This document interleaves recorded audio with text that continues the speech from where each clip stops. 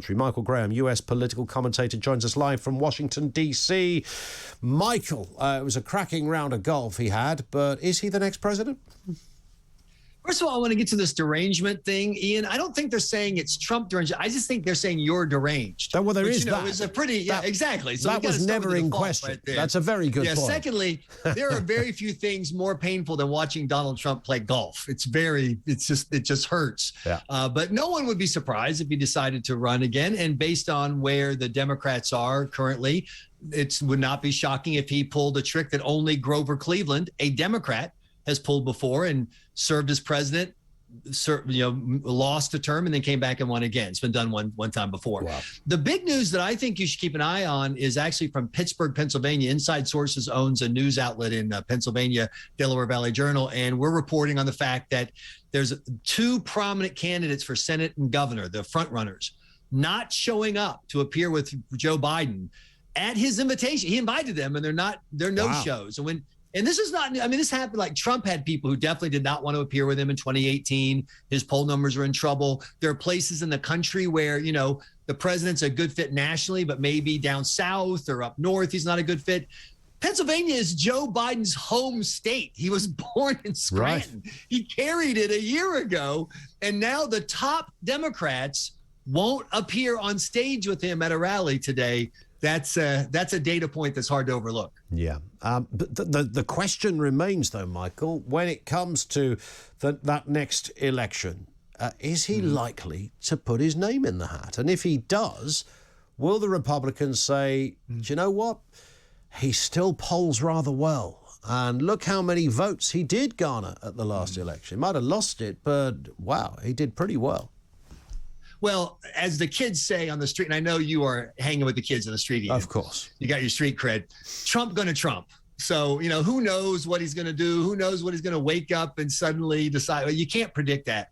But there are some things that we do know. One thing we know is that a new poll came out asking Republicans, do you consider yourself more loyal to the party or to Donald Trump? And that number for Trump used to be 2-1 Trump versus the party. It's now reversed. It was 50-some% party and 30-some% Trump. So that's one thing. The second thing I think is as intoxicating as the flavor of Trump can be to his supporters. And there are a lot of blue collar workers who felt like finally someone's listening to me after nominees like Mitt Romney and John McCain, who just hated the base of their own party. So there is a connection there. And I think it's legitimate. And I think smart political observers are mistaken to ignore it. There's another flavor that's even more tasty, and that is victory, winning, and watching what Democrats are doing in Washington right now. There's a Supreme Court fight coming up where Republicans will be completely irrelevant. And if Biden nominates someone who's on the fringe left, whatever, is this going to be a reminder to Republicans you need to win? And if they don't think Trump can win, I think you'll have a lot of people going, love you, glad what you did, couldn't believe you beat Hillary, not going to go with you. So that's a trend to watch as well. Yeah. And it's interesting, isn't it? Because, this guy was divisive, but, I look at Biden, every time one of those press conferences comes out, it's like I'm watching some kind of function in the old folks' home, willing the guy. It's like watching octogenarian karaoke, where you're saying, come on, you can remember the words. Come on, you'll do it. I will survive. You'll do it. Come on. And you just look at this guy. We just had to double check that he was still alive, Michael, and apparently he is. And so, he's not going to be running at the next election, right? No. When every time I hear Joe Biden say, I am running for re-election, in the back of my mind, I also hear Bill Clinton saying, I did not have sex with that woman. Right.